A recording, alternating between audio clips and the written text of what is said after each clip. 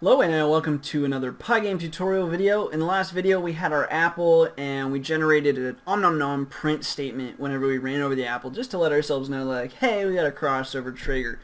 But now we're ready to actually kind of like handle this as we're supposed to in the game.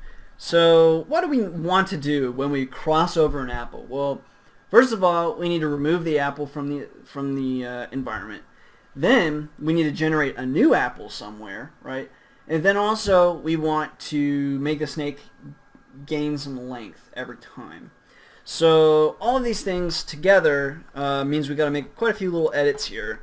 Also, while we're here, I want to change the color of our snake to green.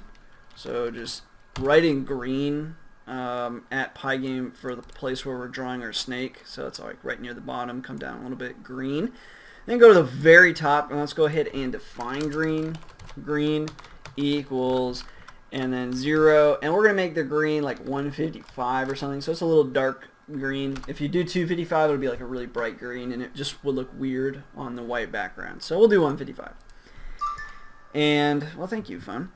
The next thing, let's go back down to here where we're printing om nom nom. So when we draw the apple, we really have only one apple on the screen every time.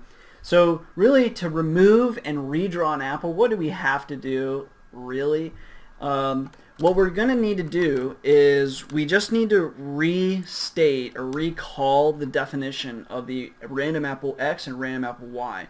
So really, we can come up to the top here and see this right here. We're just going to highlight that, copy that, come down, and right where we've printed om nom nom, just like paste this, tab this part over, and now whenever we run over that apple, it'll generate a new apple. So let me save and run this. Oh, it's in a tricky location, isn't it? There we go. Okay, so we ran over that apple, new apple, new apple. Oh my goodness. This is going to be a challenge. Oh my goodness. We're moving too fast. Anyway. We saw that it generated a new apple, and then I'm not very good at my own snake game, but that worked out, so that's cool. Now, the next thing that we know we need to do is we need to draw another snake. So, or like we need to add to the snake when we run over an apple. So, like right now, here's where we're drawing our snake, and this is okay-ish for drawing like a one segment block, but we know our snake is a combination of a lot of blocks. So this isn't really going to work into the future. So what I'm going to end up having to do is we're going to draw the snake, and then we're going to have basically a list of elements, like a list of X's and Y's for the snake, and each time we eat an apple, we let that list be a slightly longer. And to do that, we can't really do it with just calling pygame.draw.rect. So what we're actually going to have to do is define a snake function near the top of our script, and basically I would just put it right above message screen.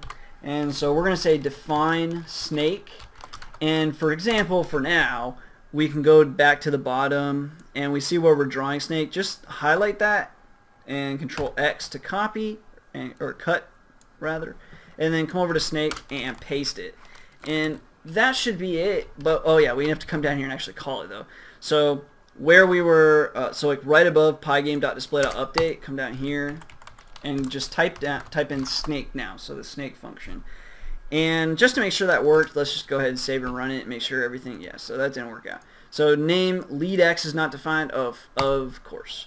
So what we need to do is go up to your snake function and come over a little bit, and you see how we have all of these are required to like draw our snake. Why is this not moving over? No way, I missed it. There we go. Okay, so we've got like this list of elements. I would just like highlight, well actually we only need these three. Highlight these right here, copy, and then throw them into the parameters as well. So our actual function parameters. So our function parameters are asking for what is lead X, what is lead Y, what is block size. And then what we can do really simply is we take this, like these three elements, right, we come down, and when we call snake, we just paste it right in there. And so it's the same name as the variables we're using, and it just makes it really easy. That way we're not like renaming variables and then making something really confusing, but hopefully that should run now. So here's our snake.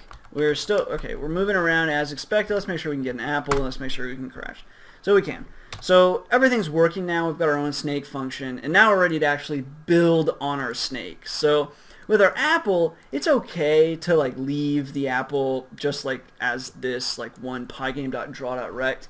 And it was okay initially to have our snake. But what ends up happening is we want to modify our snake as time goes on. We want to throw some rules at our snake and do all kinds of crazy stuff with our snake. And we can't really do that very easily without making just a nice snake function. I mean, we could take everything that we're going to put in this snake function and put it way down here and make this part a lot longer, but generally you'd like to keep your game loop as like basic as possible and have functions that build on top of it. So anyway, we're going to be expanding our snake function in a bit. Just wanted to get to that point and have our own snake function, make sure everything was working and the apple's rejuvenating, all that fun stuff. So the next thing that we're going to do is start building on our snake, get him to get a little longer and all of that. So stay tuned for that. Thanks for watching.